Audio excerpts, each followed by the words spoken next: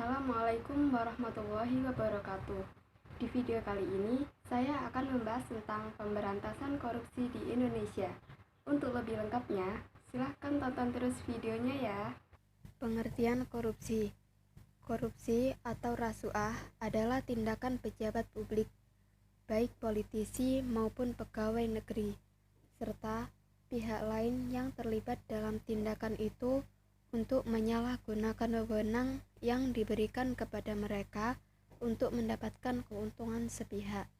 Menurut Undang-Undang Nomor 20 Tahun 2001 tentang Pemberantasan Tindak Pidana Korupsi, ada 30 jenis tindakan yang bisa dikategorikan sebagai tindak korupsi.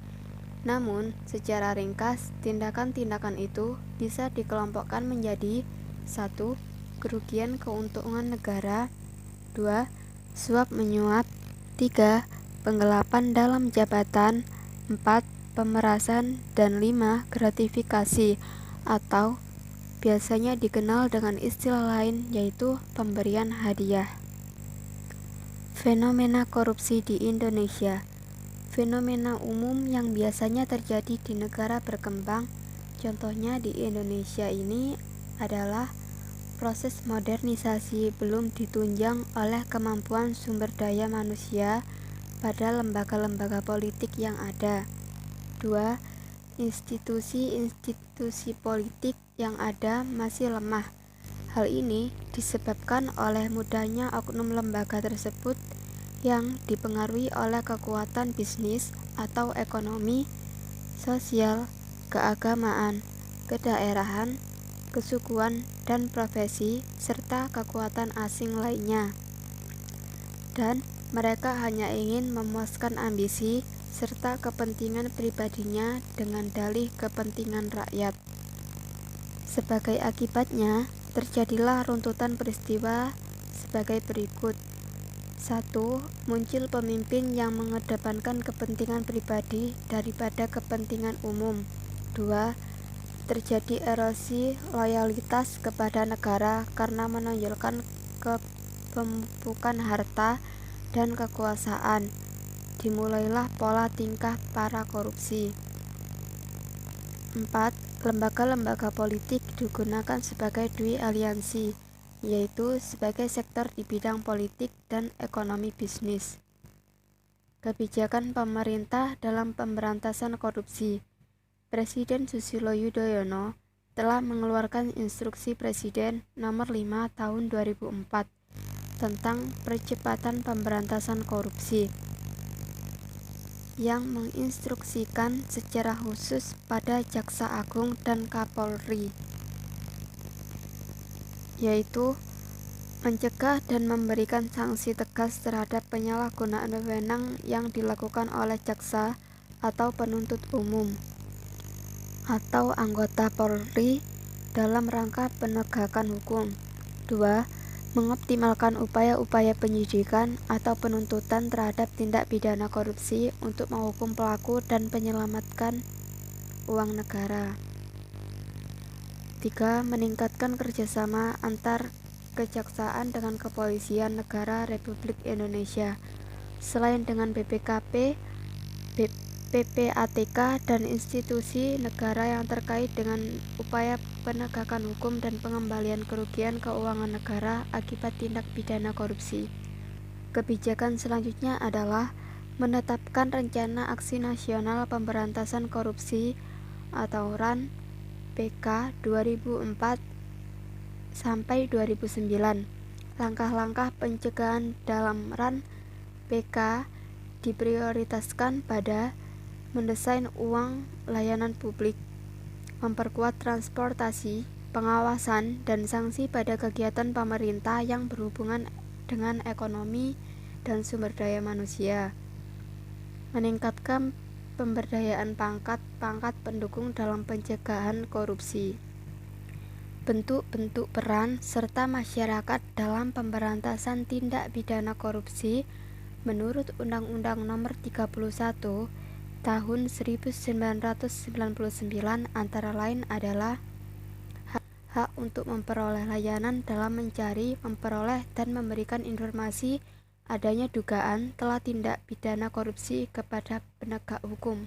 Hak menyampaikan saran dan pendapat secara bertanggung jawab kepada penegak hukum yang menangani perkara tindak pidana korupsi. Hak memperoleh jawaban atas pertanyaan tentang laporan yang diberikan kepada penegak hukum waktu paling lama 30 hari.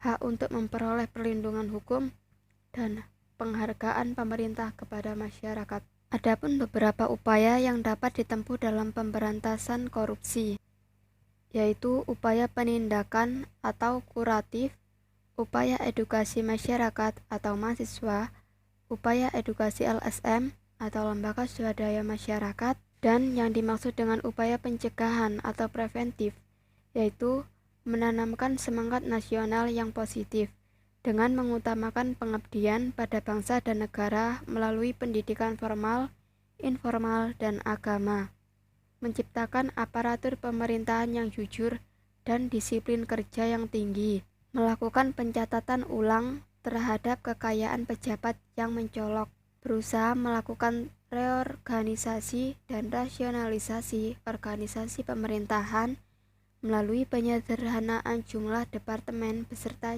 jawatan di bawahnya.